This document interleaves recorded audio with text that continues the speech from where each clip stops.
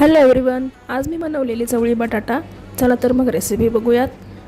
मी घेतले तेल, त्यात टाकलेत आपले बेसिक खडे मसाले, दगडफूल, दालचिनी, तेजपत्ता, जिरं, राई आणि हिंग. मग त्यात टाकले बारीक चिरलेला कांदा, 2 मिनटं चांगला परतून घेतले. मग त्यात टाकले अद्रक आणि लसूण खलबत्त्यात कुटून घेतलेलं. परत 2 मिनटं परतून घेऊया.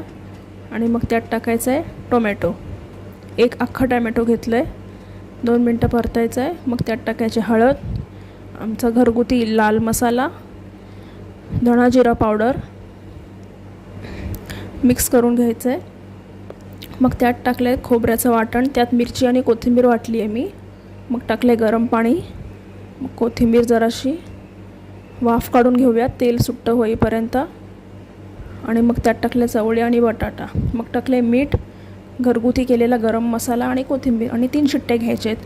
तुम्हाला ही रेसिपी आवडली का मला कमेंटमध्ये नक्की सांगा. तुमची पद्धत कशी आहे तीही शेअर करा. चला तर मग भेटूया नवीन रेसिपीमध्ये. तोपर्यंत बाय, टेक केअर.